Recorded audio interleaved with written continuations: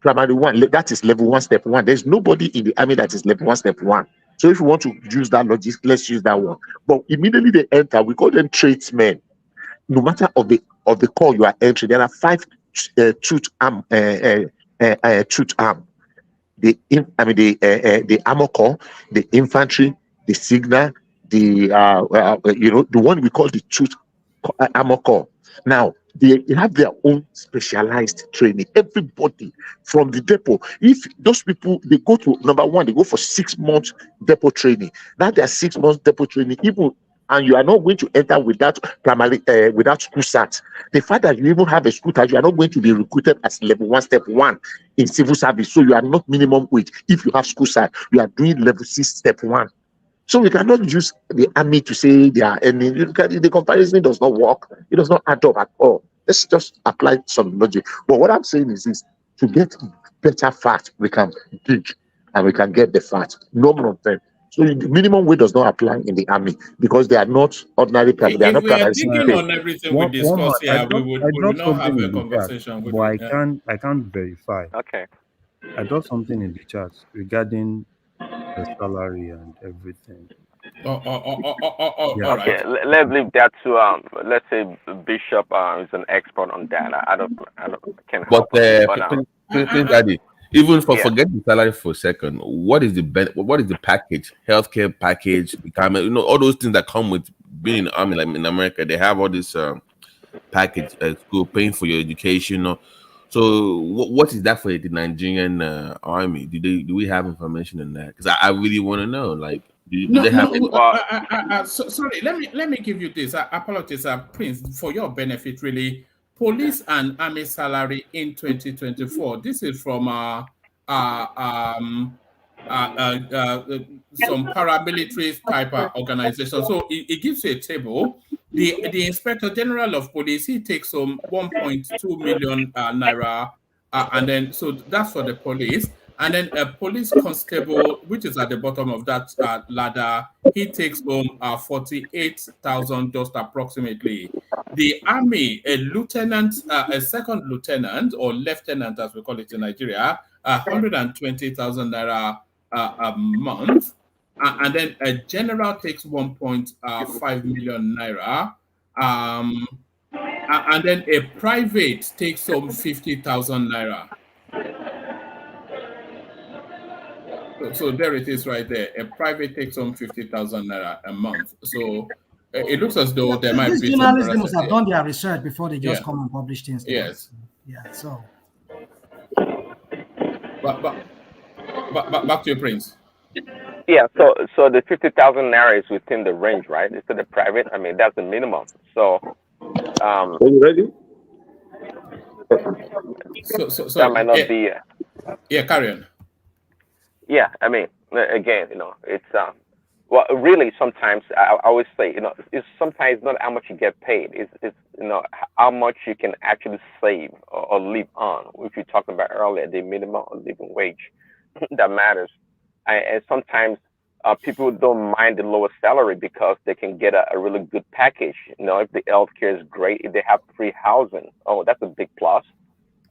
Maybe subsidized transportation and whatnot. So it all depends on the package. But obviously, these people that's complaining about 50K, I don't think they're getting all this benefit. That's why they're complaining. I don't think it's probably justifiable, So, but all I know is that the people at the top, they don't really live off their salary, just like the politicians. Their big bosses, they make a lot of money, a whole lot of money. They're not complaining. They're absolutely not complaining. So, but that is fine. I wish them well. But I was gonna say quickly to the lady earlier, the lady that went to what is it, Bahamas? The Pirimpe woman, the socialite. Where did she go to have a party? Grenada. Grenada, yes. So, yeah, you played Dr. Batty earlier, and you talked about 10 years ago, I think when she was 40. She had a big party also, and she spent a lot of money. It seems to be a trend for her, at least, celebrating every important milestone. And she had a big party. So 10 years ago, I'm assuming that she wasn't someone whose girlfriend as per being purported right now. At 10 years ago, she must have had a lot of money to have that party. And according to what he studied, surpassed the party this time around from 10 years ago. So, but there's been a lot of, the people's submission earlier, some outcry about, the country suffering, why this elaborate, expenses and wasting money and whatnot. I wasn't understanding that those people complaining, like Emeka and Rational Mind. I'm like, I don't get it. Are we talking about somebody's private or personal money that is spending to have a large, luxurious party? Is that what we're talking about here? And for the governor going to the party, I'm not sure what he did wrong. The governor is not to be taking permission from the president from leaving the state. I don't think that's the way it works. And he of course, being the governor, you assume that he hands over to his assistant or the vice governor, and before he leaves. But this time around, it may have kind of abscond somewhat to go party, to go do one day, maybe that's what happened. Not because he committed any crime per se. And he went to a private party. Now, if we're questioning him for using the state money to fly and spend the state money for having a party or funding the party, then that's another case. But I'm not sure if we have any anything to support that. And people are saying he's spending this Lagos state money for the party and all these things. There is not fact. I don't think it's factual. Well, there'll be an element of Lagos state money there, Prince Daddy, because he'll be traveling with the retinue of staff, his security details, and the cost of the flight, of course, will be. I doubt if he'll be paying that out of his private pocket, because of course he has packaged some sort of interaction with the governance there. So at the very least, the cost of that travel will be invoiced at least 700,000, if not more, to Lagos State. If it was just the travel alone. But one man. So that sounds to me like an official engagement. Then. So if it's official, my question is, what is that? Is using an official cover for a private visit. But then, what was that official about? Like, did he go there to seek investment for Lagos State, or there's a partnership that they have? What area? What was it all about? He went to update the Prime Minister there on the blue line. I'm not the one to encourage. This is what happens. People that just now we'll swear for. Well, I'm not the one to encourage those kind of jests, But as the governor, he has that discretion.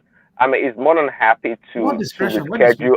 What discretion? He's going to have to reschedule or move his itinerary to favor or match maybe a personal engagement. I don't think it's a crime. He has that discretion. He can do it. I'll be more. What are you talking about?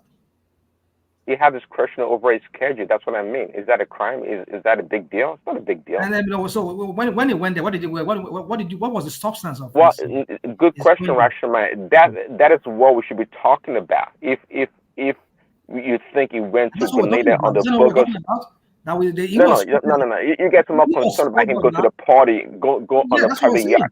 Because hold on, the reason why we could not talk about the other side of it, whereby we saw him giving out a toy train, blue line to the president of Grenada.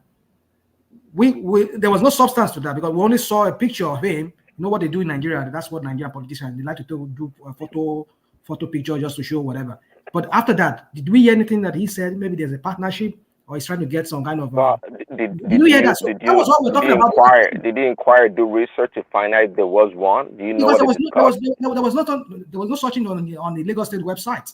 On the Lagos State website, that he's going there and for a partnership or to discuss some business thing or some kind of Grenada partnership with Lagos State. There was no searching on Lagos State website. So I'm not the one to defend someone who maybe it's not updated yet. Maybe the website is not updated yet. That's what you're doing, because you see, this is what some of us do here. When we talk about these people, You don't want us to talk about them because they don't give us anything to talk about besides what we're talking about. Because if he had said, okay, I was in Grenada and there's a picture of him maybe on the Lagos State website that, oh, the governor was in Grenada with the president and they talk about this bilateral, whatever, that partnership about this and that. There was no such thing on Lagos State website. And that's why we're talking about the other side of it that coincide with what he went there to do. Because they saw him at the party, at the lavish party. People say they saw him. In fact, there's a video trending online. Well, sometimes, one man, the question will be again, was that travel sanctioned by their house or the committee? That should be what we should be looking at. Or he just jump into the plane and grab a bunch of his minions to go along. But if it was something sanctioned by the state, by the Lagos state, it's irrelevant really what he goes to Grenada to do. It is totally irrelevant. And if he goes there to a private engagement, that is fine also. Come on. Sometimes we want to be robotic and pretend that this kind of things don't happen. Do you know what goes on in Washington and around the world? In fact, in a one-man's country, I understand during COVID, that guy, Boris Johnson, was hanging out with a bunch of his parliamentarians or lawmakers in a private place where other people have been forced to wear face masks or nose masks. And they're having cocktail and doing all kinds of stuff. These people are human beings. They just like, common people for the most part. Yes, they have power, but let's not pretend that like they're like, these robots that they can just stay in the room and do everything exactly. No. Again, but at the same time, let's be more focused. Let's not be like Peter B and want to play this fake opposition that's not meaningful. Let's be substantive in what we do. Let's bring out more really, something we can bite on, to hold them accountable, not going to a private party because they're spending dollars, private money. Who cares? I mean, who cares? People are suffering in Nigeria and somebody's spending their own money. I mean, how does that even color it? It doesn't match. Let's move on. I just thought I'd throw that in the one man. What's next?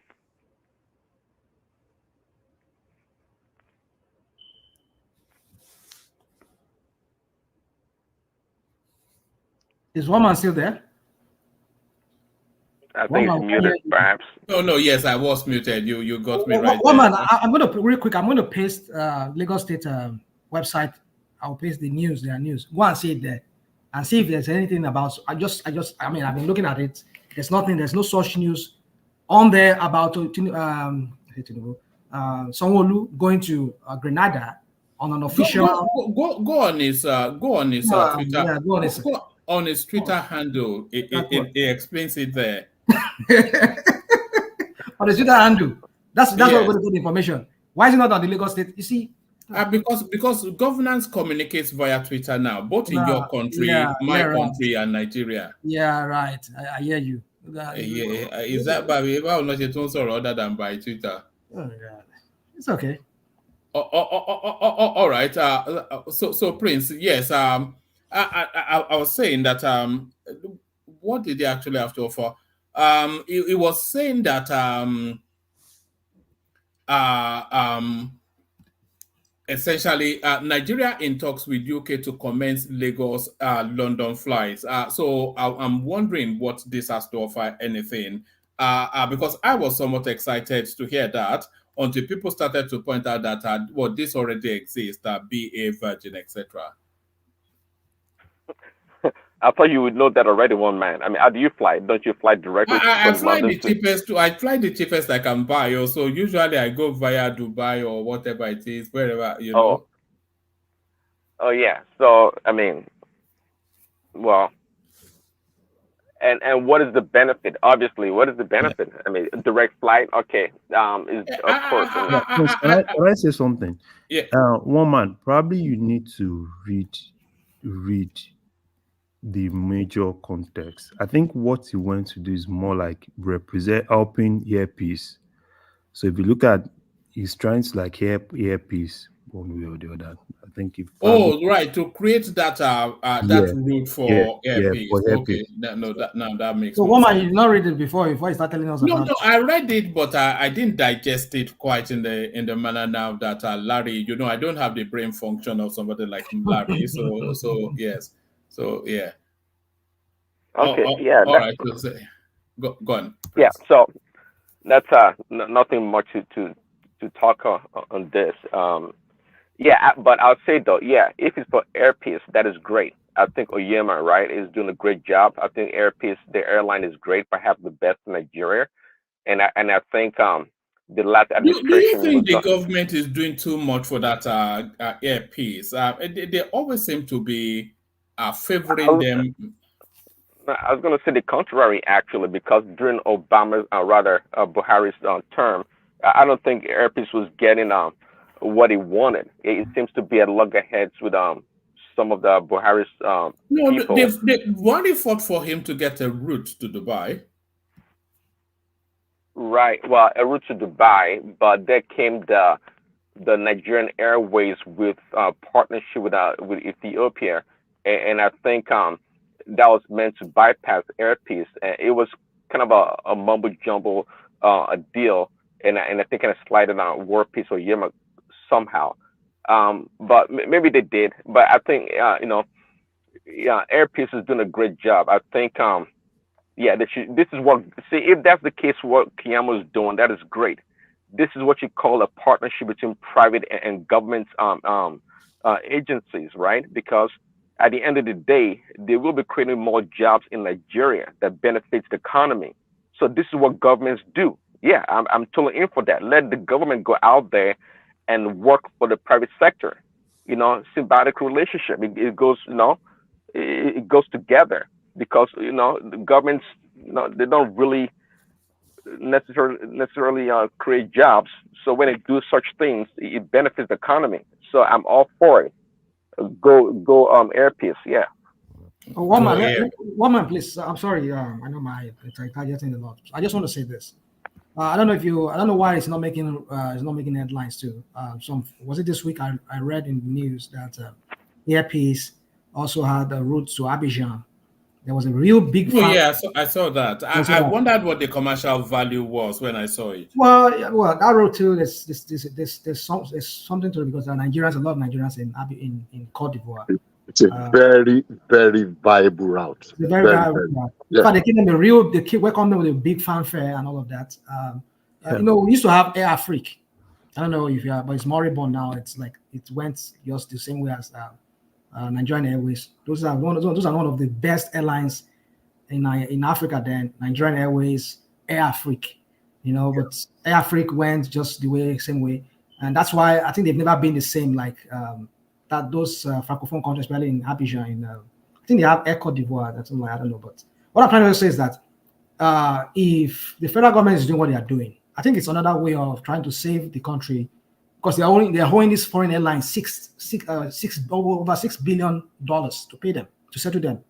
The money that is lodged within central bank, they don't have. So if our local airlines can be making up for those areas, whereby our money will be trapped within our country, these people will not be taking our money out, will not be holding them, because the money is still within the system. If Airpeace can be having so many of this route, or a chunk of this route, that the foreign airlines, they are also patronized, and they're also flying, and then Nigerians have to buy tickets, maybe in Naira, and they have to change that money back into foreign into dollars or their currency, foreign currencies, and that money has to go out of our system. It's not going to our economy; it's going out of our economy. So if Airpeace can be used to cover some of this route, at least a chunk of those routes, and we can trap those money within Nigeria, I think it's a good move. It's a good move for me. That's how I see it. Because if you're buying tickets now, and these airlines like BA, let me ask you a question, woman. I was in London some few months ago, and I saw New Caledonia. Is it Caledonia Airline? I used to remember many years back in the 80s, we have New Caledonia. Did you still have New Caledonia?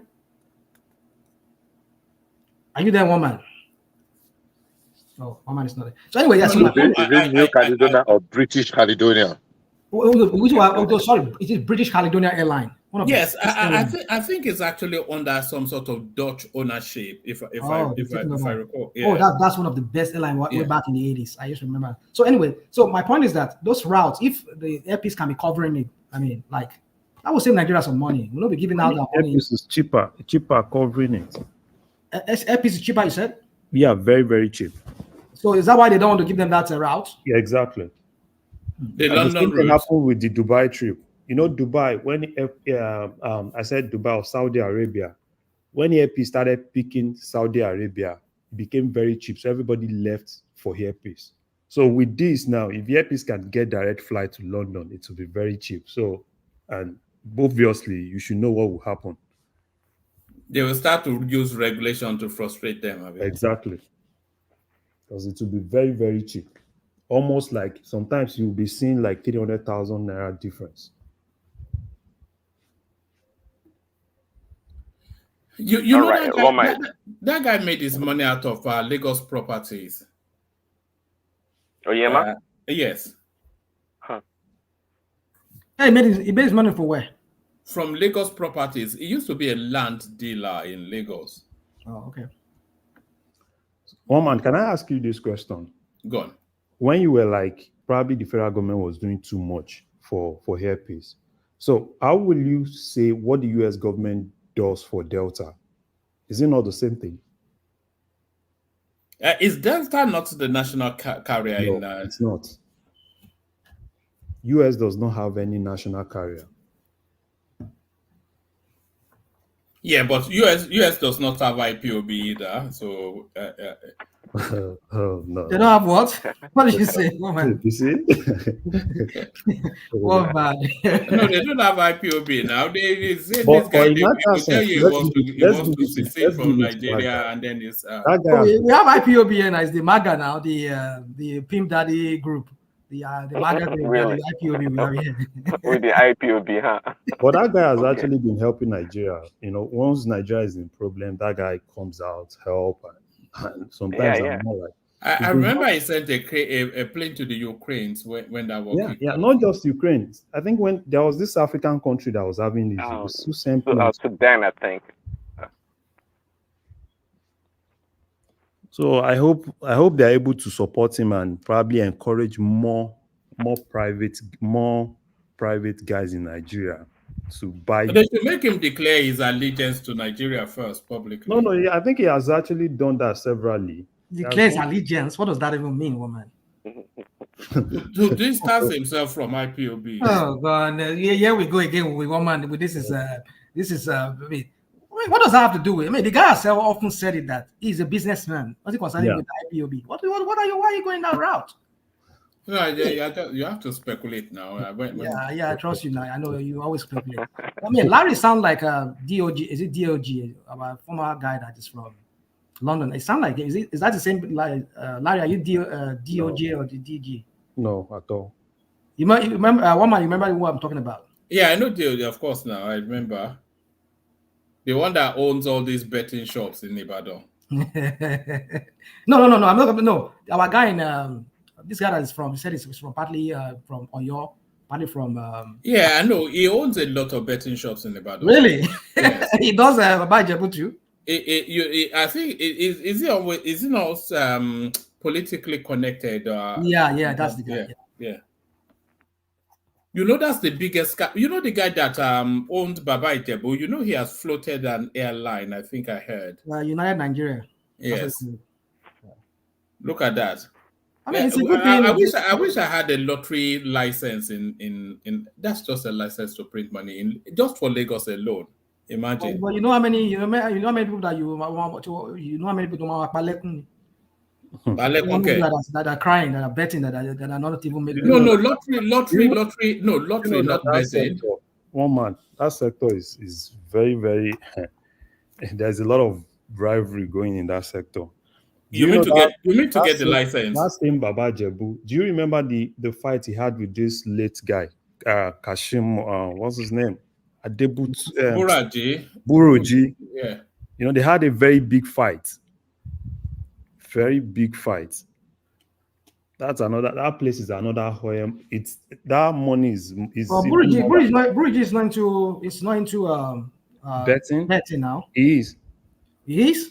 Yeah. Which one is his own? What's his name of his own? Yeah, he is. I think he has even in Ghana. He has a big something in Ghana, in Nigeria. I think that's the genesis of their fights now. If you say maybe betting, I mean, maybe if you say there's a rivalry between them, maybe because of No. He's betting. Buruji was pro-government. I think Buruji leaked some secrets to the government at that point, and Baba Jebu was really, that was when Baba Jebu was having issues with the government. At the point he was having issue with Nigerian government. And that was when him and Buruji were really having that fight, serious fight. That even when Buruji died, some people were kind of like, Ogun State people, like probably he has one or two things in Buruji's death and stuff like that. But that place is another. Yeah, there's a lot of mystery and conspiracy theories surrounding his death. Was his son not wrapped up in that Bowen's College? Remember when some kid was? Yeah. Unbelievable. Back to you, Prince. Prince, do you want to speak on Tinubu having sleepless nights on Buhari's looting? From the People's Gazette. Yes, I cannot. What does that really mean? Yeah, we know there was a lot of malfeasance during Buhari's, Mr. coming to fight corruption, right? And I'm not sure what they did for corruption, really. Because what seems to be imagined is that we knew they looted a lot, but it looks as though they completely decimated that economy, even worse than Tinubu thought. He was coming, I will inherit the liability and the asset and whatnot, and now he's seeing the figures.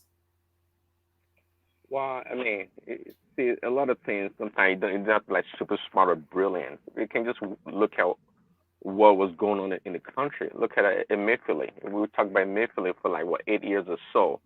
He was there for a decade, and the CBN did not produce a financial report to the Senate or to the country to see what is going on. We saw all the shitty deals with the Dangote and other people. So, I mean, I think what were they expecting to find? I mean, it's crazy.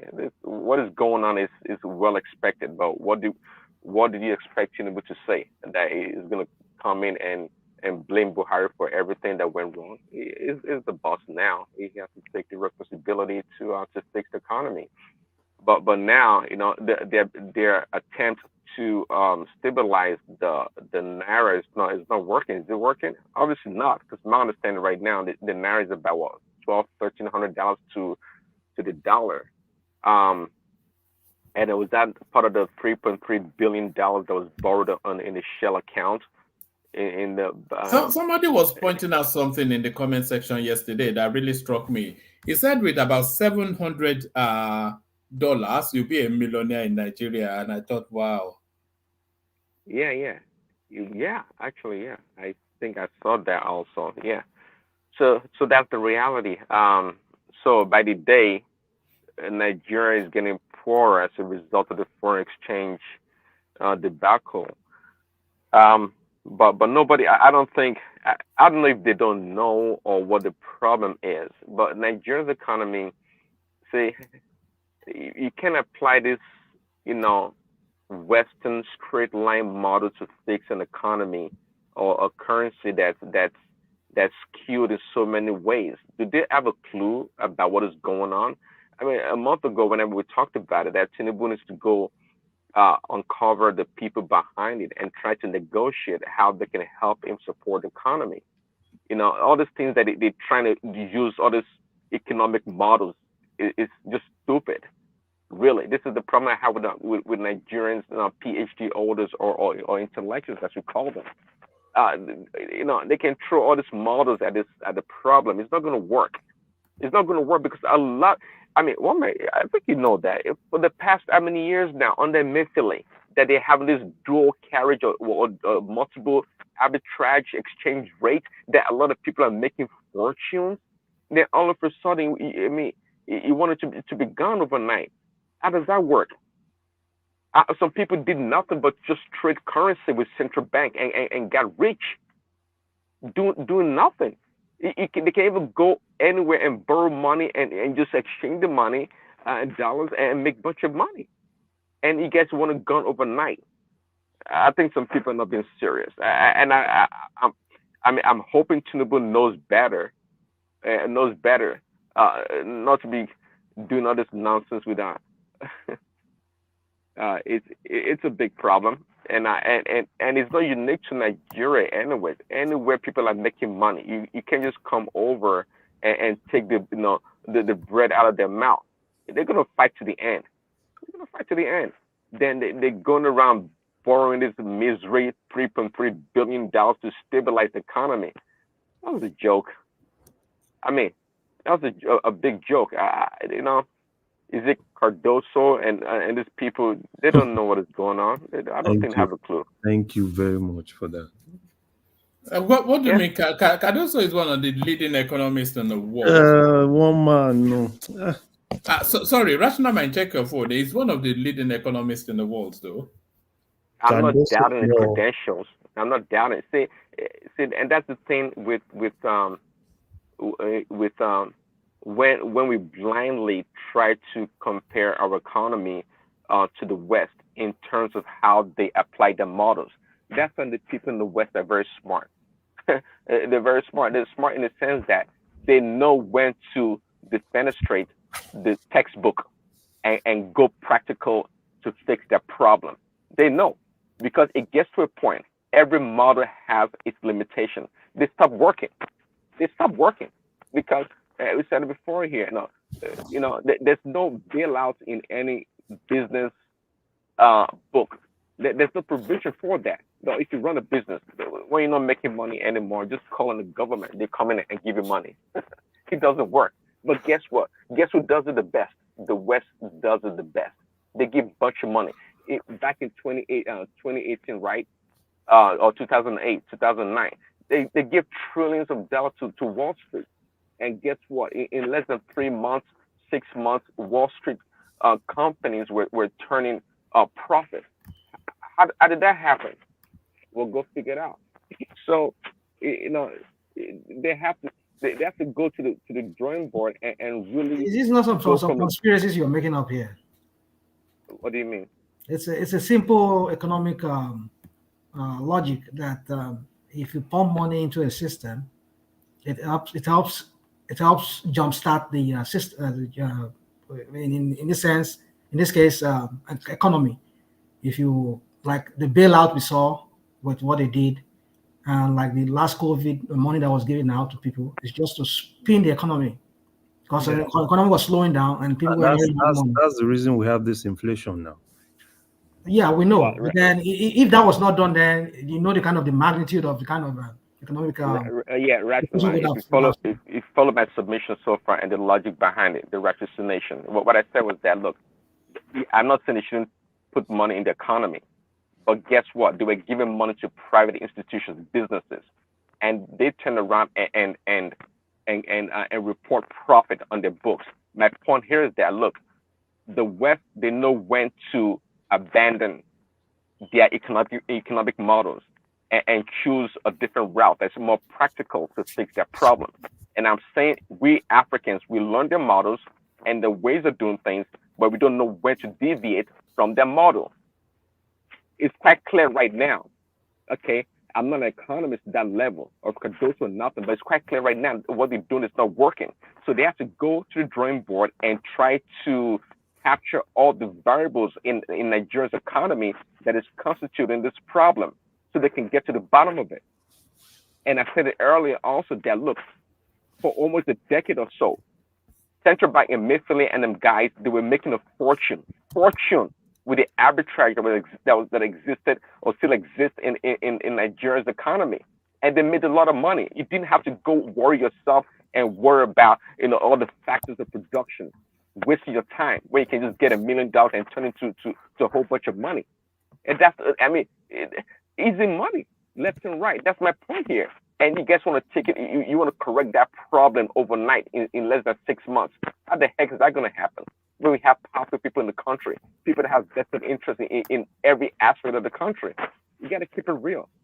That's what I'm saying. If Tinubu doesn't know that, well, I'll be flabbergasted. If he doesn't know, and I think I know, well, we have a big problem going in our hands. Yeah. A big, big problem. Yeah. Woman, is it, what yardstick do you use to call Cardoso an economist? By virtue of what they tell us. Cardoso, that's usually there's a lot of things. But was he not a top banker in the pump of his career? Because you worked on the bank, does that make you an economist? Well, it makes you somebody that it makes you somebody that knows about money. They package some of these guys. Is that what Tinubu is about? It's not packaging. You're not packaging. Because Cardoso, I've always said it here, right? I'm not a fan of all those guys. And you calling Cardoso an economist is even an insult to those that are real economists.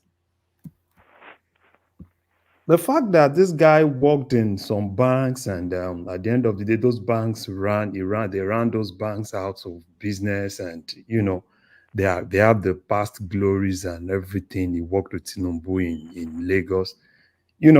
For me, he's not an economist. Economist where? How? Where did he get it from? So if you're saying, you see, that's what I want to get. They said he went to Harvard. So you want to Harvard to read what? Public administration? He went to Harvard. So is public administration the same thing as economics? But he went to Harvard now. He went to Harvard. Is that the answer to the question? Is public administration in Harvard the same thing as economics? They will tell you that that's what it is. They say that is the same thing. Trust that Badu people now. Yeah. Where is Kulata? This is a guy that has bachelor's in managerial and administrative studies. He went to Harvard to do a master's in public administration. So how does that make him an economist? He was the commissioner for economic and planning in Lagos State. So does that make him an economist? You're struggling to answer these questions. It's an economist in the rounds. In the rounds now. How? By virtue of the experiences of his work history. You see, Tinubu is unraveling before all of us. All of us are just saying that this guy is they just package this guy and sold him to us. I don't know. Did you listen to that? Larry. I don't know if any of you listened to this. Adetokunbo Pierce, this guy, Lagos State PDP chieftain. The guy was. I love the way the guy spoke today. Was it today or yesterday? He attacked Tinubu, Abi. Yeah, but to go attack Tinubu. No, I'm asking you. If I want to know, that's one of the topics I wanted to discuss here. But maybe when it's my turn, I will come back to that. You see, the point is that we've said it on this platform. They just packaged Tinubu and sold him to us. Tinubu of 15 years or how many years ago, like I said, during that election period, it's not the Tinubu of today. Even then, not as if Tinubu was some kind of how do I say, a genius. No, it wasn't. Maybe if Fashola were to be there, maybe Fashola could maybe direct him very well. I think the brain behind the success of his administration back, well, I won't say success, but at least to some extent, he was able to carry himself and a technocrat back then. I think it was Fashola that was behind it. Not all these thieves, all these criminals, the likes of what's his name? This guy that former lawyer here in Atlanta that took his client's money and ran to Nigeria. Nice. Miller. Yeah. So not that people like that. Maybe Fashola is there. I don't know why Fashola is just saying out of this whole thing for him. If Tinubu wants to savage himself, if he really wants to let him bring somebody that really that understands him. I don't know if Fashola can accept his to work with him, because Fashola will not be able to deal with all these criminals around him too. I said if he doesn't want to tarnish his image. I think I watched his interview on the TVC recently when they were asking him. He said he doesn't have any ambition to run for president in the future. Is it when he was sitting with those women?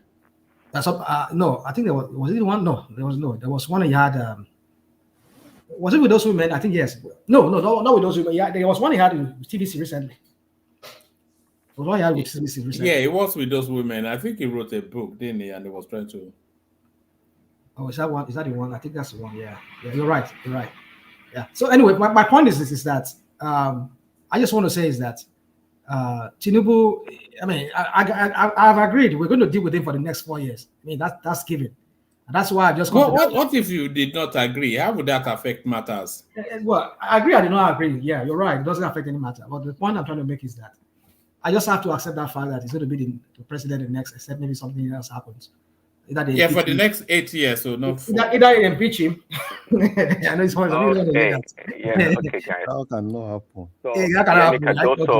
Kadoto went to Aston University, United Kingdom, earning a bachelor's degree, BS in managerial and administrative studies in 1980. Also master's degree in public administration from the Harvard Kennedy School of Governance, graduating in 2005 as a fellow on the distinguished. So this guy, I think, is it Larry? This guy's not an economist. Yeah, that's what I'm saying. Because saying this guy is an economist, are you saying he's not an economist, or he did not study economics in university? What yardsticks do you make? Do you pick, right? To say people are economists. All right, let's open him up. He didn't major in economics. All right, I didn't see that. Yeah, but saying he did not study does not mean that he is not one. Let's open him up for a moment. Olayemi Michael Yemi Cardoso, 1957, is a Nigerian banker who is the governor of the Central Bank of Nigeria. He previously served as the commissioner. Are you sharing your screen, woman? Oh, let me share it. Yeah. All right. So Olayemi Cardoso is a Nigerian banker who is the governor of the Central Bank of Nigeria. He previously served as the commissioner for economic planning and budgeting for Lagos State. So that already makes him an economist. Cardoso's private sector career includes banking, stockbroking, consulting, and an appointment as the chair of the board of Citibank. He also served as a member of the Cities Alliance African think tank, etc. So he's an economist now. No. Advisory board of Lagos Business School, chairman board of African Venture, something or the other. He was also an executive lead at Harvard Kennedy School. Okay, I think we get a gist of it. Is an economist now. Nothing points. Hold on. Nothing points to him as an economist. His work history. Commissioner for economic planning and budget. That you work in the bank. Does that make you an administrator, not an economist? It's an administrator. Good example, Larry. Yeah, exactly. No. If you're a teller and you work in the bank, that makes you an economist, right? You studied Yoruba and you work in there. Not at the. If you work at the policy level of the economic. He's an administrator. Oh, Wama, do you understand that it's not only? Yes, he's an administrator. Yes, that's the best. This guy is far from being an economist. He's far from being one. Say it doesn't even show that he ever studied to be an economist, though he may have worked in somewhat of a capacity in a unit of an economic planning. This guy is far from knowing the tangibility or the variables necessary to run an economy. You should call on somebody else to do the job. Yeah, but what you need at the central bank is an astute administrator with a good banking history. No. Well, you need anything. You need a good administrator. I agree with that. But I disagree with that. What you need in CBN is someone that is vast with monetary policies, not just mere someone that has worked on the bank. Someone that understands monetary policy. And that is exactly what we are lacking here. And that was exactly why I said those were the guys that deceived Tinubu. Because Tinubu believed in them. He thought they were experts. And we knew they were not. Do you wonder why Ali Dume referred to them as Lagos boys? Ali Dume said Lagos boys. What are we saying? Ali Dume finished this guy. Even when they went to screening, Oshiomhole said this thing, but people had to calm Oshiomhole down. Yes, Oshiomhole said it. Tell me you are. Oshiomhole said he never is not an economist. The bank liquidated. They liquidated the bank. And you said his achievements. So for me, I've always said it on this platform. I'm not a fan of those guys. Wale Edun, Cardoso, I'm not a fan of those guys. Because even Wale Edun himself, what is the latest achievement? Old school achievement is not achievement. Tell me your latest achievement. So, to the speaker, by now, when I say that certificate is not achievement, people say I talk down on educated people. For a country economy like Nigeria, Cardoso by now, if he's a true economist, should have published an article in the work in Economist, on Wall Street, in Nigerian newspaper for us to see his model plan for Nigerian. He gave a press conference a couple of days ago. I said you write a white paper, an article, a detailed one, a detailed one to read. A press conference is a thesis or what? Oh my, it's a press conference. No, actual data for people to. Yeah, exactly. Yeah. So we have a benchmark of reference points that, okay, this is what we're following, and see the trajectory and the deviation from the norm. All the things in this economic model to follow. You tell me you had a press conference. Well, what is that? So that's what we need. If it gives us something, then we know what to hold on to and go by that. This guy, I guess I didn't know myself. I guess Larry's right. This guy's not an economist. I don't think he has a clue what is going on. He has a big job to do. By now, we should have somewhat of a grasp on what is going on. And I keep saying, I don't know anything, but I keep saying that, look, we don't have a real model that will work. We have to go to the grassroots and try to uncover what is going on with the monetary policy. What is his personal achievement in life? What is his own personal achievement? What has he built himself? It was the executive lead at the Harvard Kennedy School Alumni Association. Yeah, Chairman Citibank, Commissioner. It was. What do you mean that's it? Well, we just read the CV. One more question: who would you have preferred instead of Yemi Cardoso? Did you have anybody in mind, like at the time, that you think would have been better? I did not actually, because I do. It's called Kingsley Moghalu. I'm sorry, it's called Kingsley Moghalu. That's what I have in mind. I thought Kingsley Moghalu is a lawyer. No. He's an The man used to work. The man used to work He's for. an example of an all-rounder kind of person. He's an No. Oh, but Cardoso is not, Abi. No. Excuse me. Kingsley Moghalu used to be a deputy CBN governor, right? I believe. Well, he was one. He was one, right? He's more qualified than under Sanusi. Under Sanusi. Yeah, he was. But I'm saying he's more qualified than. Okay, read the CV for us. Can you read the CV? I know. Deputy. Okay, CBN. Let him just read it for us, Matijo. It says Moghalu, but I'm just going to give you his education. Moghalu, or did you want the full CV? Let me give you his education. Go back up. Okay, there you go. Yes, it's a Nigerian political economist. So that's it. That has no meaning even. He served as deputy governor of the Central Bank of Nigeria, appointed by President Umaru Yar'Adua 2009. Subsequently taught at Turf University as professor of practice in international business and public policy at the Fletcher School of Law and Diplomacy from 2015 to 17.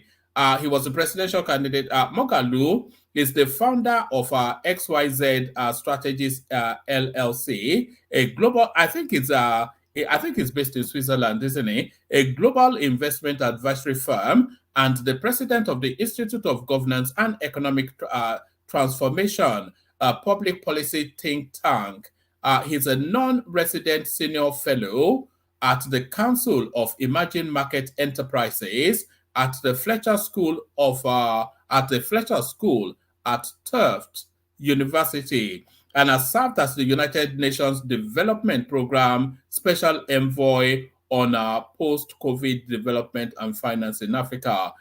He was the Oxford Martin Visiting Fellow at the University of Oxford for the something or the other term in 2021. Moghalu is the chairman of the board of directors of the Africa Private Sector Summit and a member of the advisory council of the Official Monetary and Financial Institutions Forum, a network of global asset management firms.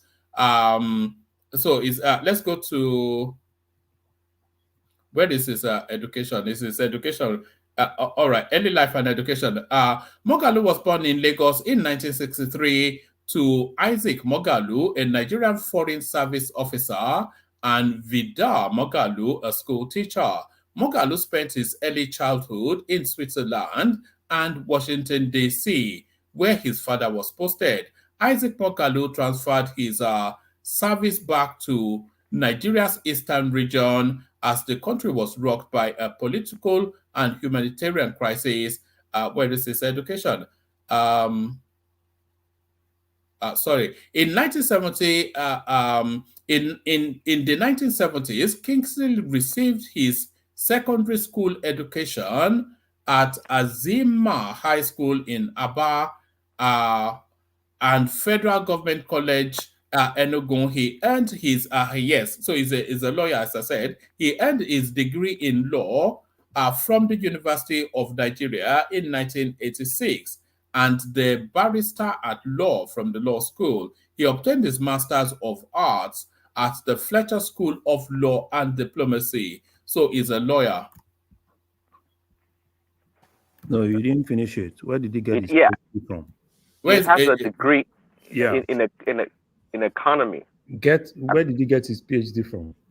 All right.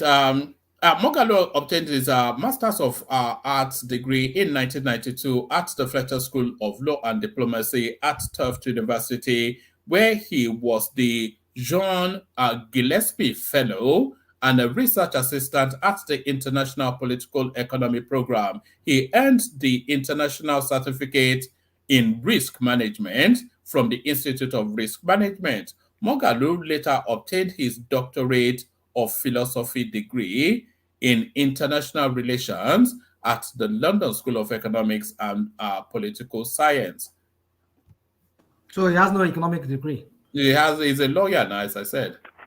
But do you need an economic degree to be a CBN governor? Well, not really. You see, now you are changing the rules. I am not. When I said it for Cardoso, you already No. He said he went to the London School of Economics. Guys, wait. London School of Economics, right? I only asked the question that give me a different individual. Well, let me answer your question. I only asked the question. I think at this point in time in Nigerian history, we need somebody who's an economist to really come and help us. Not people who are not. Is this? He's not even someone that is an economist, right? Yeah, I want to make someone who is more well-grounded and more rounded. And you see, there are people that are economists that are just normal. What of a well-succeeded businessman? Okay. but one man, you have to listen to Moghalu. Has a stronger CV, though. Forget about you have to listen to Moghalu talk about economic policies and break down the variables in an economy. Where did it come from? What did this economic way talk about economic? Since it doesn't have it on the CV. Where is it? It's from the experience now, just like as I was saying about Cardoso. But Cardoso doesn't have that experience. Moghalu has that experience on the central bank. He has the experience. Do you know the thing doesn't have that experience? You know why I don't even respect this whole thing?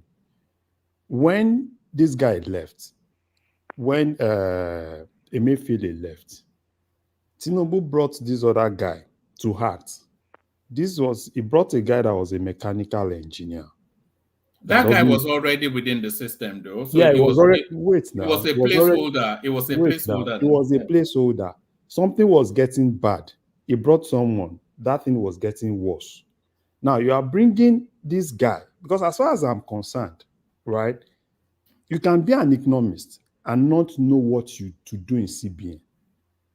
It's only people that are strictly monetary economists that understand this thing.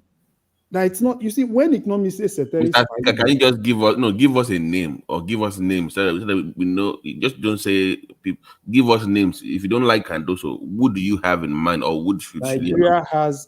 What's the population? Give us name. No, hold on. Give us names.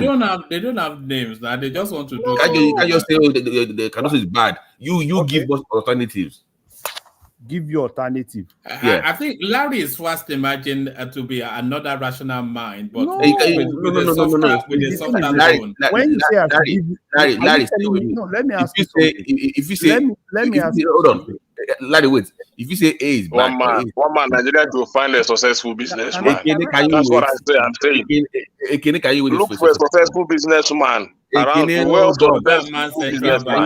you know what goes on in central bank? Do you think it's not profit and loss or in central bank? If you say A is bad, then you say B is bad, then give me B. Who is B or C or D?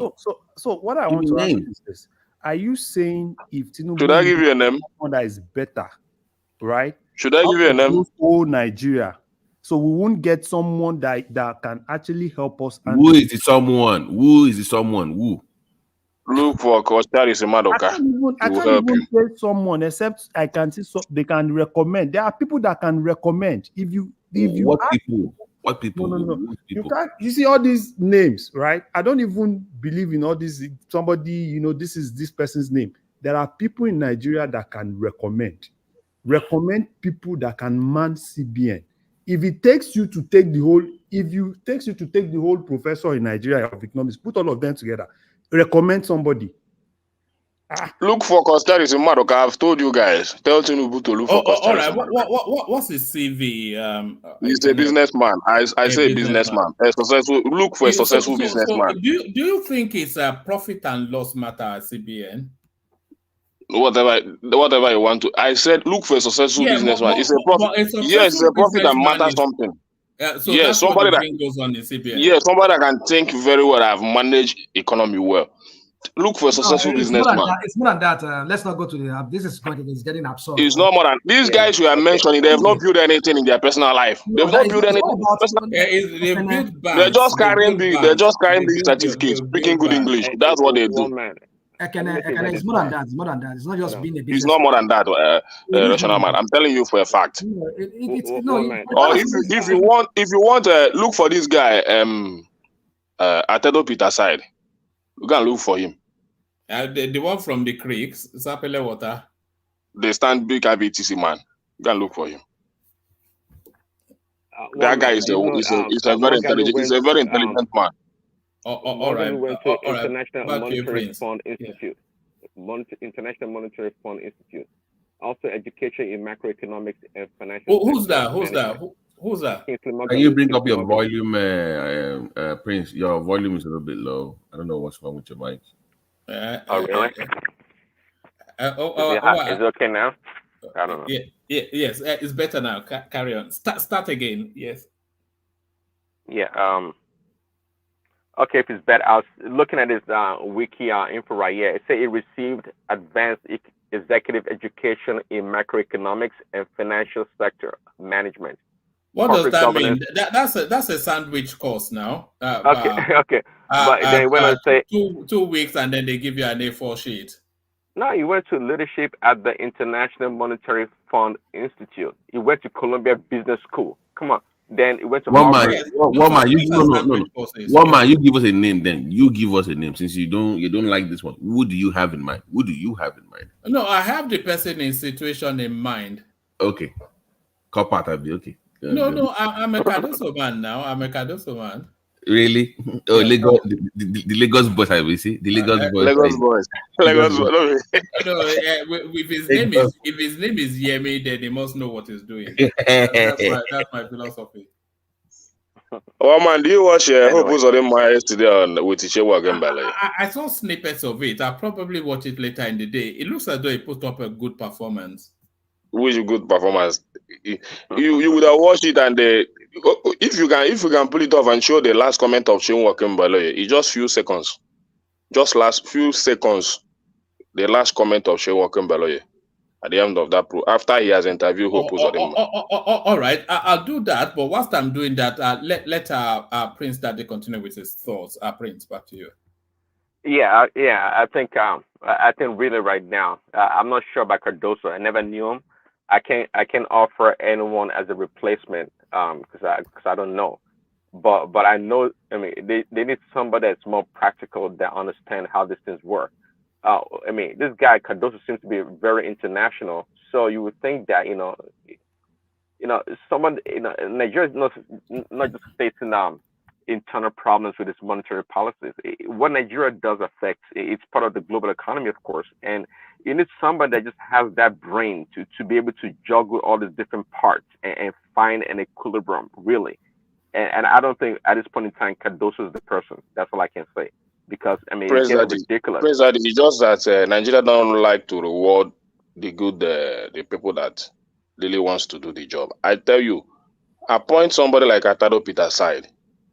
You will see the work he will do in CBN.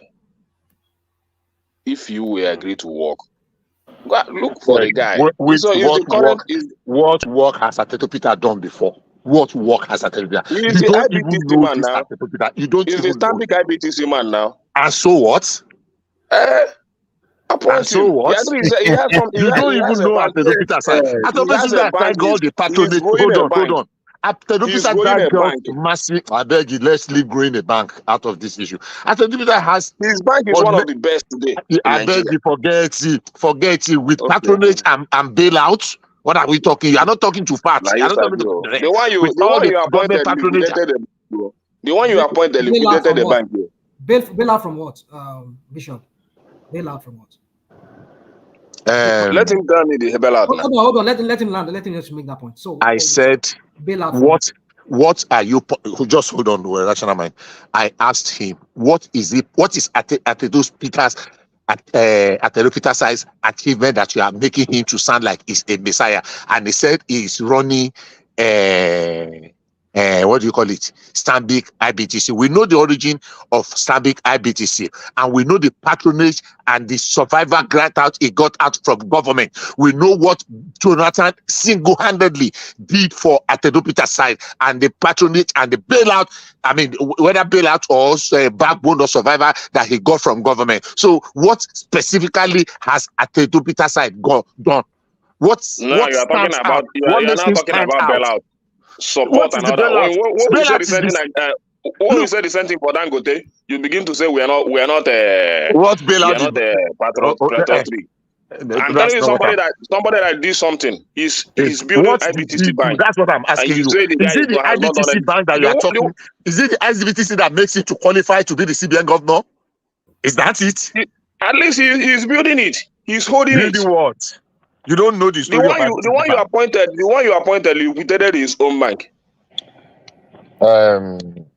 It's amazing that we have people that have spent 4 months, 5 months in office, and we want to cut their head off after 6 months that they have not done.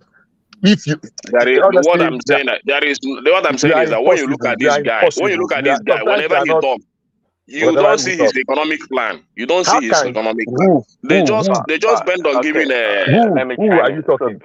Bishop. That is you that you are rating what the CBN governor does. That you don't see the economic something in what he's saying. You. Bishop. When they were asking him when are we going to, he said he don't know. He's not a prophet. Bishop, the entire government, the APC entire government don't even know where they are not even seeing the implementation of the policy. Hold on for Prince, Ekene. Hold on for Prince. Prince. I was going to say, I agree with Bishop that it may be too early to see any real results. But do you think that Cardoso has a good grasp of the economy or what it needs to do? Do you see anything out there that suggests that based on what is going on at all? It seems to be doing trial and error at the moment. That's what I would say too. I agree with that.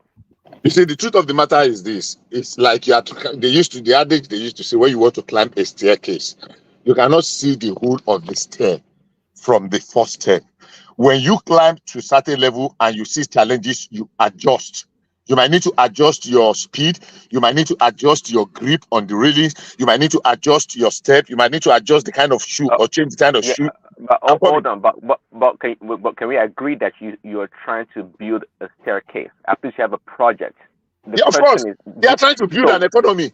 But unfortunately, we should realize that everything is not on hold. That, okay, let's suspend everything. You are not spending money. You are not buying food. You are not buying gas. You are not just let's see how we can build. We have to do both pari passu. They are going together. So we are navigating a troubling water.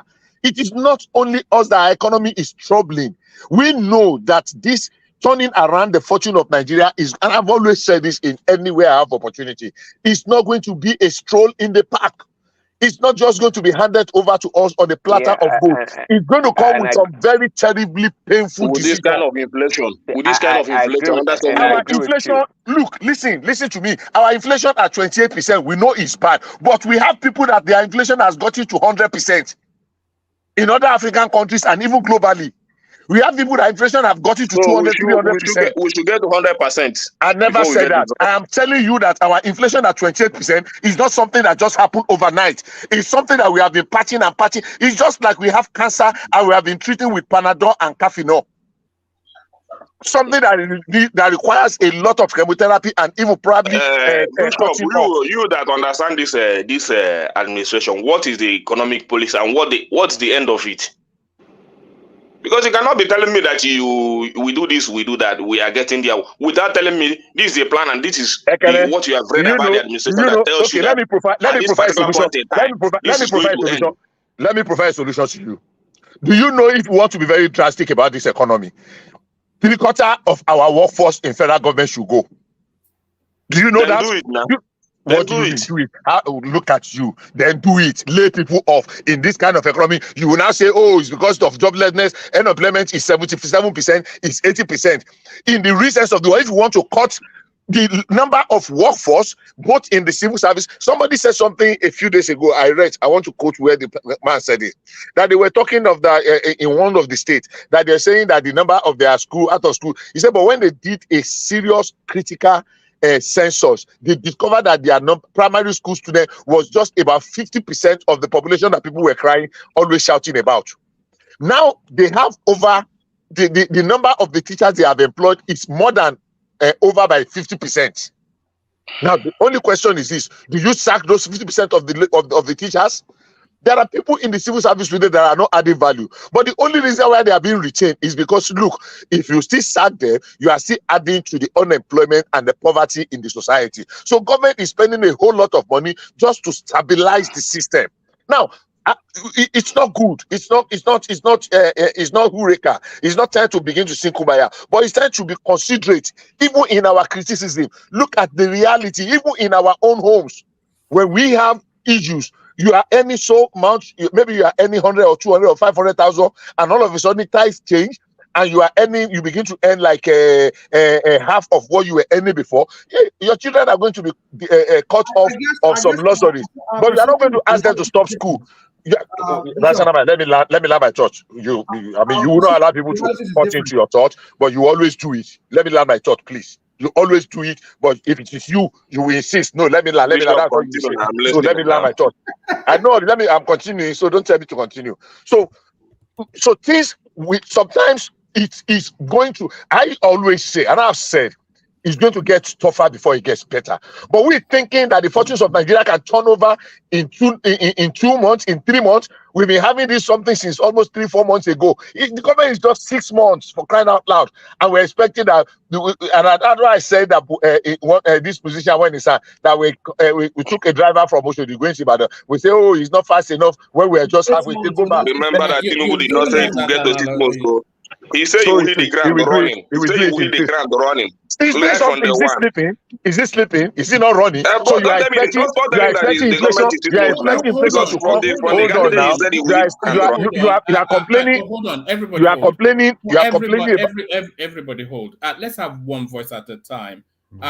Ekene, when he said he will hit the ground running, did you understand that to mean that he will fix the country just from the first day? What I understand is that he will start from day one to make things better for Nigeria by hitting the ground running. Look at this guy. There is no other way.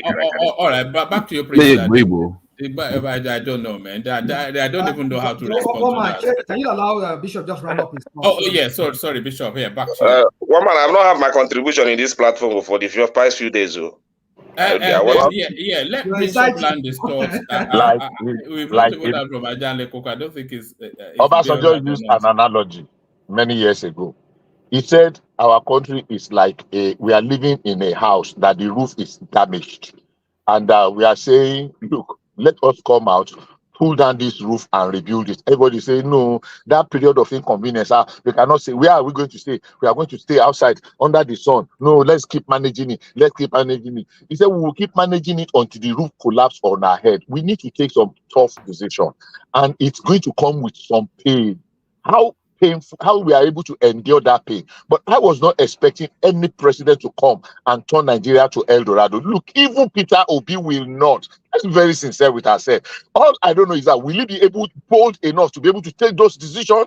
He has already capitulated. When he did his interview, and I'm going to end there. He said from day one he's going to remove the fuel subsidy. Those were his words. I'm quoting him like Latin people used to say, "Babatim eluterato." He used the word from day one, but people have turned it around here. No, he would have done it differently. He would have done it this way. And the man used his own mouth to say from day one. One thing we needed to do was to take care of that fuel subsidy. Today, yes, it is not convenient. It is just because we have allowed it to build up for so long. If you have been adjusting gradually, and taming the corruption that comes with it, maybe we will not, the shock, with the impact of the shock will not be this much. But yes, I'm hoping, I'm praying for a better tomorrow, but I don't think it's going to come on a platter of gold. I don't think it's going to just be like a stroll in the park. It's going to come with some degree of pain, with some very tough, painful, but necessary decisions. Thank you. Hey. All right. Back to you, Prince. Prince, round off your thoughts, and then we go on to Ekene. Yeah, well, man. Yeah. Anything else? Yeah, we're done with Cardoso and anything else to I was gonna say though, the section with Dupsy this morning, I listened to it. I wasn't there live, but it was quite interesting actually. Pretty good. It was quite a Chioma turned up, and then some new chap turned up. Temi or Yemi or was it Temi? Yes, Temi turned up. Prince, when is your own show coming up, man? I'm waiting for you now. That's down to you, isn't it, Babati? Yeah, Babati. Oh yeah, I have your email now. So yeah, we need to do something. Yeah. Right. Babati has been planning that session for I think 18 months now. Man, come on, don't put me out. Okay, you got me. Okay. Let's just move on. Oh yeah, I heard. Yeah, somebody mentioned Chioma, and so I. Look at my screen to see if I can see her face, but of course I didn't. I was hearing some nice voice in the background. But anyways, the overall show was quite good. So Dupsy did a great job. Yeah, it was good. It was fun. Yeah. So by the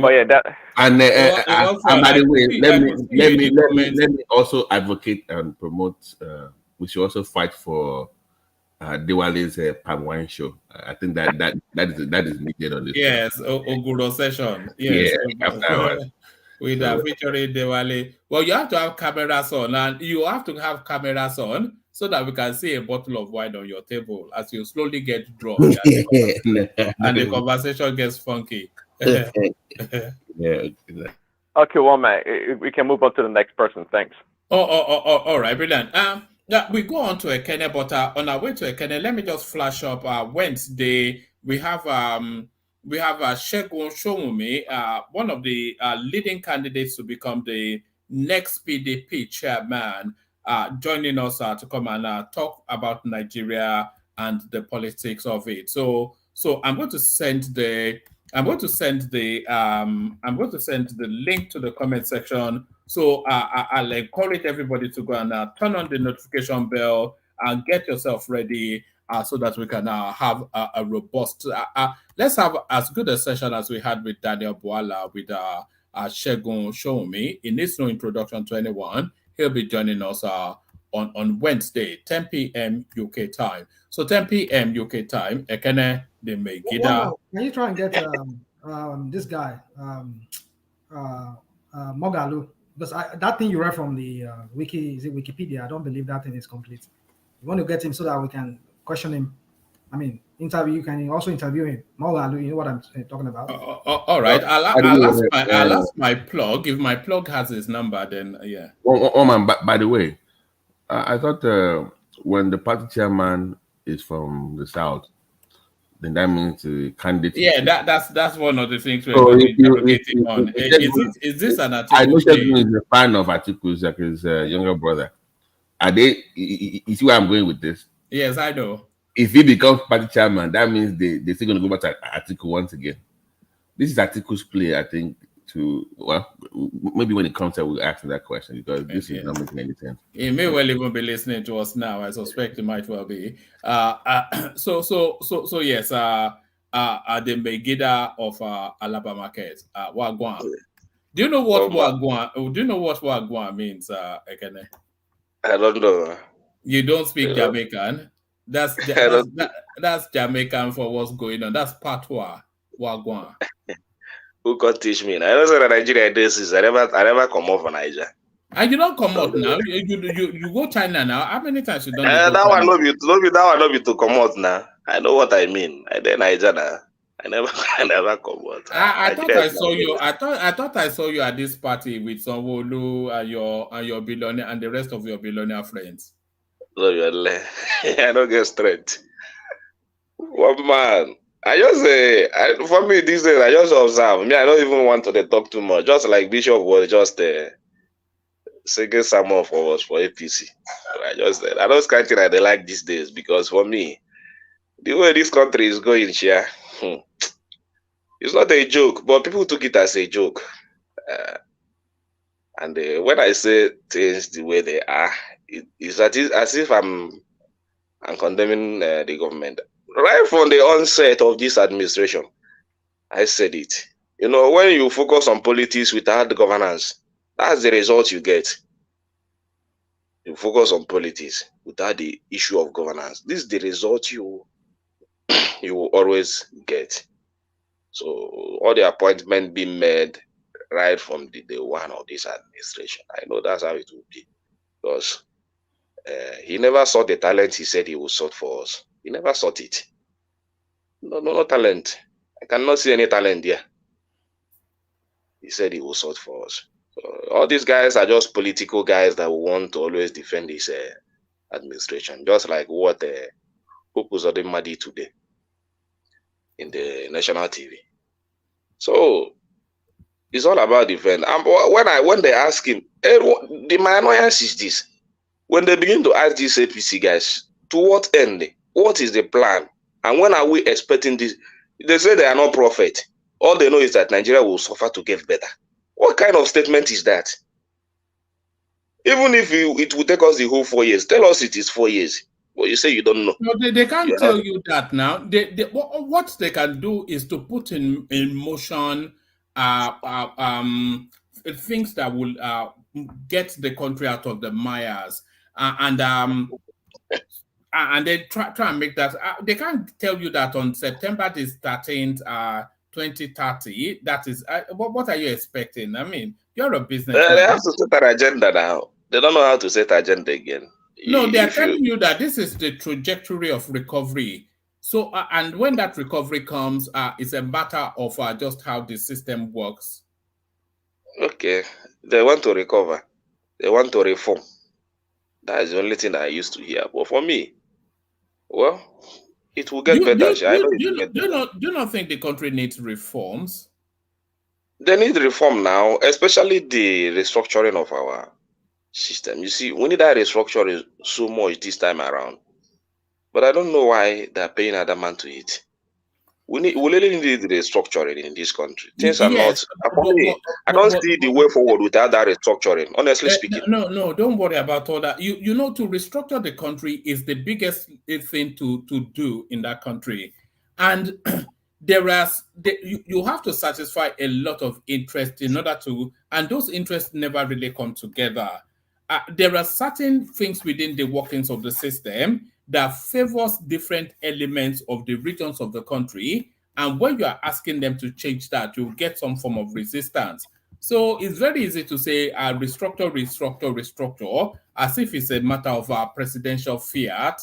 It's not a matter of presidential fiat now. It's a matter of the whole country coming together to have a but I don't. The only person I know that can do it is Tinubu, because he has nothing to lose. And I think he has the boldness. If he has the boldness to challenge Buhari, he should have the boldness to talk about restructuring. So if he cannot do it, who else? Who will be the candidate that will have that boldness? The country is being this restructuring. When people are talking about restructuring, I think people feel that it should be just one fell swoop act, like you just swing an axe at it and chop it up. But that's not really how it works. The country is already undergoing restructuring. and you may not just know that, a lot of restructuring was done under Buhari when he unbuckled a lot of spaces within the exclusive list and then placed it within general play. And that is really what the restructuring is. What are we talking about? State police, more regional autonomy, and all of that. So those are acts of elements within the Constitution that needs to be unbuckled, reworded, unwound, recalibrated. And do you remember when they did a road show taking the Constitution around the country? So a lot of these things already in the works. I think Jonathan started it now. So it's just a matter of bringing back those confab report and just put some amendment. So somebody has started it, even though he has not finished it. So I think he can still continue there, bring those reports, do some amendment, and move the thing forward. You know, there are maybe about 5 spaces really that needs restructuring. State police, so if they are able to do that, that's restructuring right there.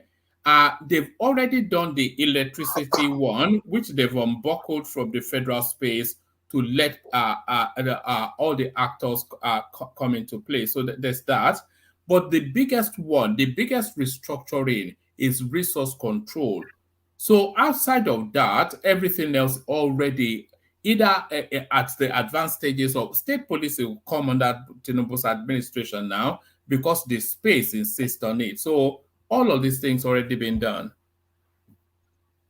Well, for me, the only thing about is just the political will to make things happen. That's just what we are lacking in our country. If Tinubu can develop that political will, because as for me, he needs to make himself a hero because he has nothing to lose.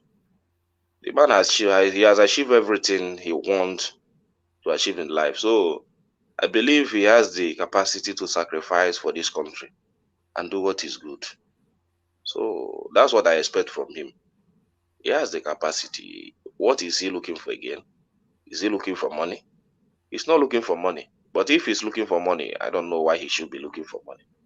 The only thing I would have wanted him to do now is just have the boldness, the capacity to challenge those cabals that Uzodinma is talking about today, because Uzodinma said these cabals are against his government. The cabals are fighting him. All the policies he made about both the Naira exchange rate and the removal of fuel subsidy, that the cabals are the one truncating the progress of it. Then when they were asking you, who are those cabals? Mention those cabals.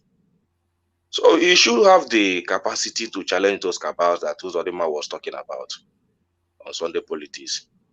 So, and he cannot even mention the cabals.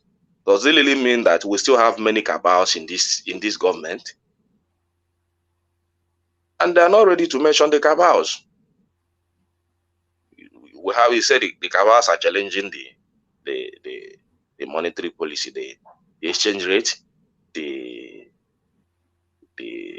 fuel subsidy removal. Then who are those cabals? For who pose a man to come on national TV and be shouting cabals, cabals, cabals? Who are those cabals? If Tinubu cannot challenge the cabals, who will now have the political will to challenge them? So something really needs our country. A lot of things are going on. We really need somebody to have the courage to challenge these guys, to make things happen. Even if it requires that person want them to do that, because the only fear that will be catching him if I challenge these cabals now, what will happen in my second tenure? Which they are already challenging him now that he should consider his second tenure gone. If he dare move Lagos State, CBN to Lagos State and the FAN to Lagos State. He's not moving CBN to Lagos or FAN, just a branch of it. I don't know even that branch of it, they're against it. So they have already challenged him that he should forget his 2027 ambition. But if he should just keep those things at the back of his mind and do what he's supposed to do. Because I believe that those decisions he made, a lot of Southerners are behind him. So he should look at the people that believe in what he's doing and do it without looking at their faces. So, but now it seems that decision has gone cold because of the challenge the Northerners has given him. which is I don't like it. You should have the boldness. If you don't have the boldness to do those things, who will now do it? Who will now do it? So that is it, one man. We have a long way to go. They say the cabals are too much. Also, the man said we have a lot of cabals. That's what he said yesterday. That the cabals are the people. But things will get better. So we are now hanging it on the cabals. And that's the reason why we are not growing our economy. So also the man said is the cabals. That's the challenge we have. And that's the challenge of this present government. But he still believes in Tinubu to do miracle. So that's the only thing I had yesterday. That the problem we have in this nation is the cabals. So maybe we should go and be looking for those cabals. Because he fails to mention their name. When they ask him, who are these cabals? He didn't mention their name. At least if he would have done it good and mentioned the name of those cabals, then we, the citizens, will now chase them. We'll now chase those cabals and catch them by ourselves and remove them out of the way so that the man can perform. But the cabals don't have name. So maybe you should go and listen to the interview.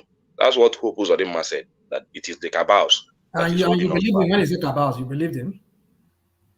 What do you want me to say? That's what he said now. What do you want me to say, Rachel Mike? APC and their propaganda. Is it not the same narrative they were spinning around during when Aisha Buhari was talking about his husband? That some people have hijacked his husband administration.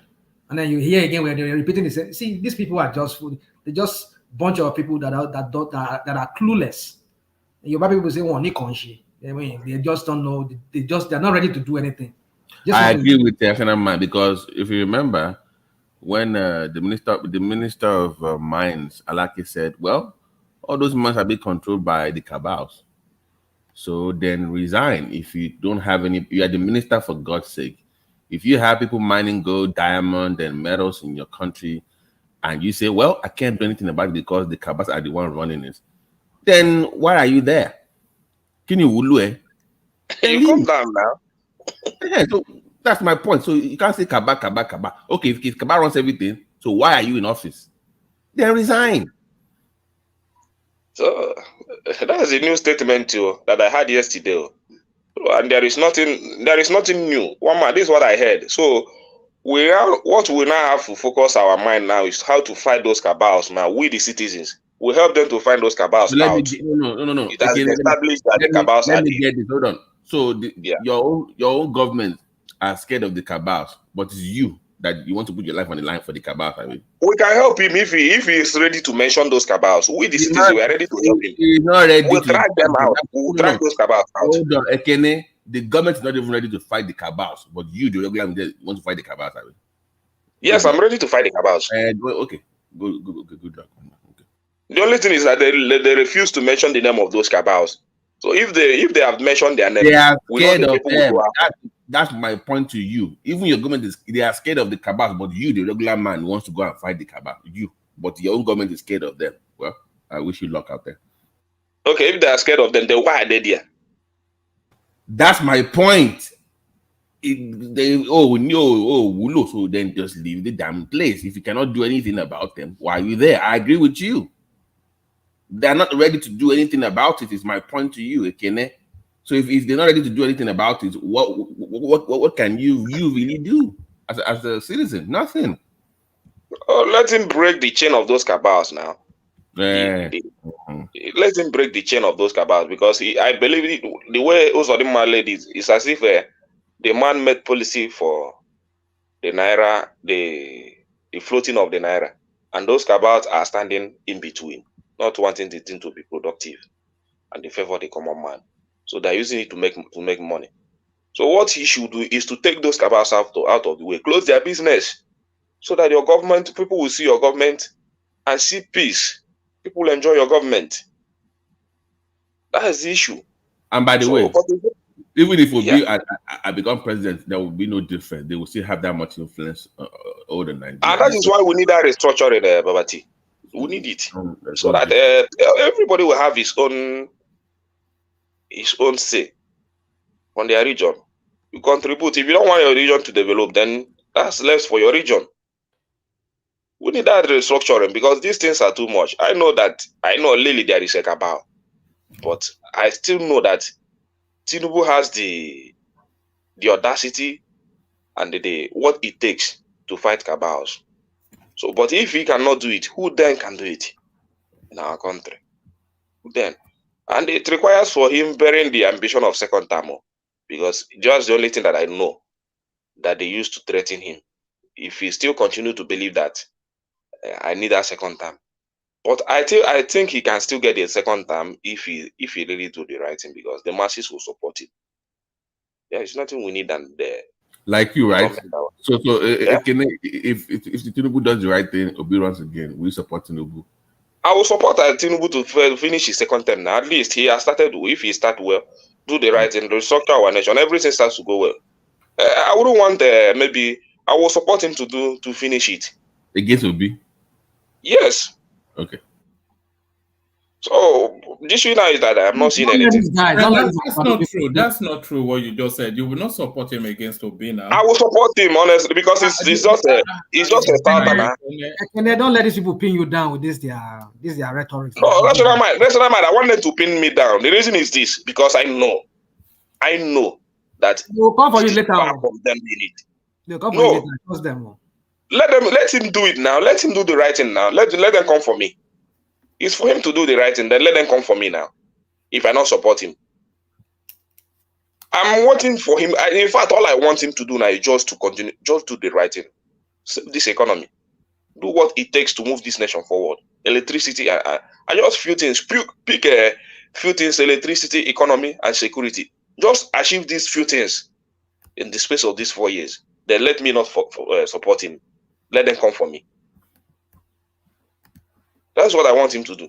Well, man, we have this on tape, right? We have this on tape. So yes, do we believe it for a moment? I don't think we do. Why wouldn't you believe me? Why wouldn't you believe me? Because you are what does it take to? You are fanatical about Peter Obi. That's why. No, not being fanatical. I will still love my Obi. I still support Obi, but that doesn't mean that these are the reasons why I love Obi, just to perform. I don't love him just for loving sake. I love him just to come and they perform.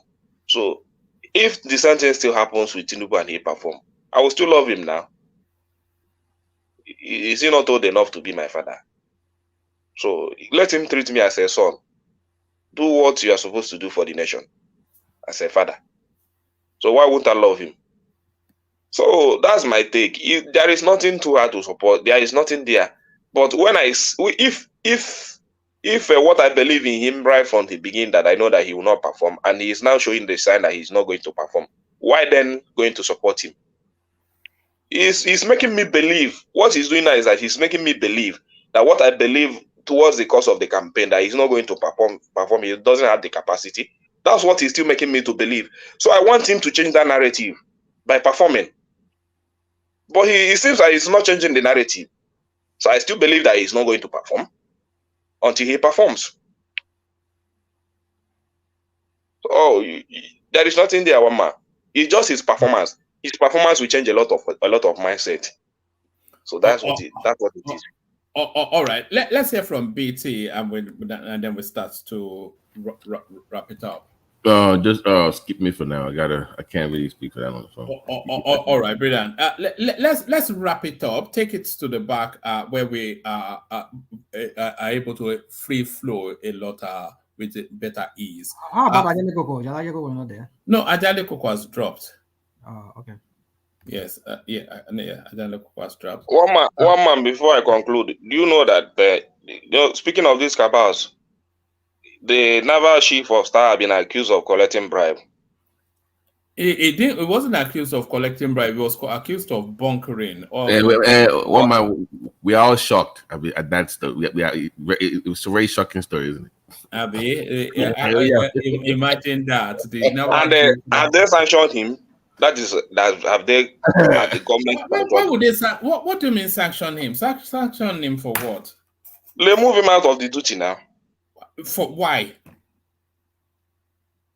Let him go for investigation. By who? The government now. Man, is it not part of the cabals they're talking about? I wonder if you are trolling us sometimes. What word let me give you this, Ekene. We are committed to upholding integrity. Federal government probe all theft allegation against Naval chief. So there is already in hand. So I mean, what do you want them to do? So anybody that gets accused, they sack him. I mean, or what's the? Oh yeah. By the way, one man. Yeah, I have one thing I want to talk about just for because you asked me to speak just. Yes. After the victory against Cameroon, Victor Osimhen was pulled to the side by the doping agency, the same way they did Tobi Amusan, and he was drug tested. They took a sample after the performance against Cameroon. Hopefully, nothing is found, but I think it's kind of like targeted. So I thought they were over celebrating that victory against Cameroon as though they'd already won the cup. Yeah, I mean, no, I hope they are not too busy drinking to forget. It was the press shot to deliver and stuff like that. But hopefully, because I want him to come to us now, so hopefully nothing is found. I think he's on his way to Chelsea now. Chelsea are pushing everything. Yeah, I've been seeing Drogba around him. I've been seeing Drogba around him maybe 5 minutes. I'm like, more Chelsea's going to get this. But I want him to come to us now. But if technically, I don't think Drogba is doing that work. Yeah, Drogba It should come to does Arsenal have the? How much do you think he will command? Is it nothing? About 120 million. Yeah, exactly. 120 million. The Arsenal does not have that kind of money now. Yeah, we will sell his user. The only person that could have afforded him was Newcastle, but with this financial Newcastle. Saudi money now, Saudi money. Who cares about Newcastle? Why would you want to go to Newcastle? Maybe one man. I thought that prediction we made that day that there was going to be a token for it. I predicted 2-0 now. I don't remember you saying that, Ekene. I see one man. You don't remember me saying that? I said Nigeria is going to win 2-0. I remember you saying that Nigeria will lose. I think one man, to be honest with you. I didn't say Nigeria will lose, so I said Nigeria will win 2-0. Go and look. If you can go back to that tape, go and check it now. It was even some APC supporters are not confident that Nigeria is going to. Wow, what has APC got to do with APC?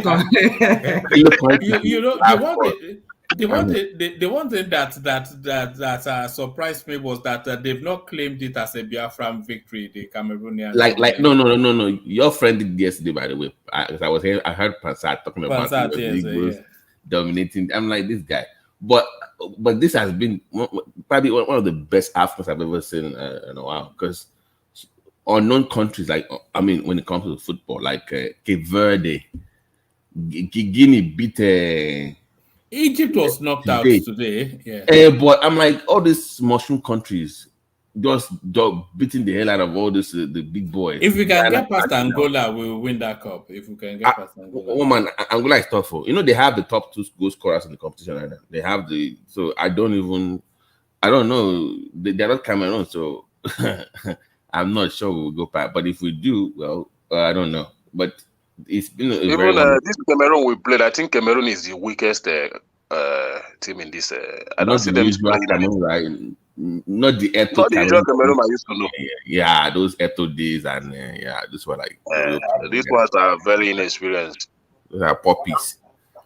Yes, can do joins us. I think gentlemen, I really want to come and bully again. I really have to go.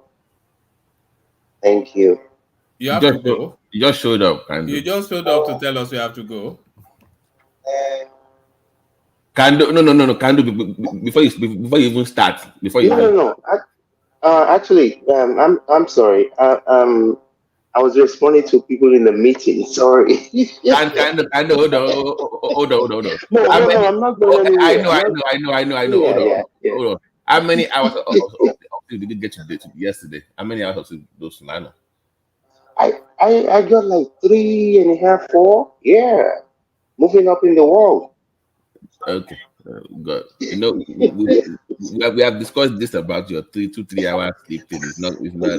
We need to bring that up a little bit to 5 or 6. Okay, go ahead, Kando. Say what you have to say. I definitely will get more to I that. think it's come for the back. You've come for the after. Yeah, by the way, yeah. By the way, it does host a wonderful stock trading session after hours, though. I'm in discussions with him. I thought you would actually champion that space, but you no. You know, it was supposed to be me and this guy from Florida. Remember this guy? Fidel. But I've not seen Fidel in a long time. I don't know where he just disappeared. Yeah. So, but Kando does a wonderful. I mean, he does a wonderful breakdown. More than I don't mind him more. It's just that I can't say that a grown man is telling stories, but don't mind him. Yeah, Kando is the professor of the numbers. So it does. We just try now. Have you? Yeah. So, but for if anybody that is interested in stocks, anything, Kando after our session is the place to be. And we do some stuff over there. I mean, Robert T, he's got a lot of info on this thing too now. It's not just so let's put it together. You know, there's more than enough money out there for everyone, so let's make it. Woman, will you be joining us or I don't know? No, I've seen your old videos. I see that not too many people. Woman has a trading channel, by the way. Yes, I've seen old videos. Yeah, I've seen your old videos, Woman. So yeah. Trading channel. Yes, you know, he has a channel for trading. Back, like you will see, like him talking about trading and stuff. You believe one man at your own peril. If you go and listen to him, you can't base your what's it called, your investment based on what man analysis. All right. The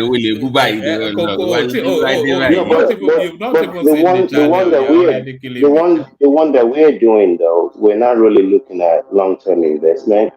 We're just looking at opportunities in the market to take advantage of what's available and hopefully get some. I mean, we don't look at 20, 50%. I mean, that's just not going to work.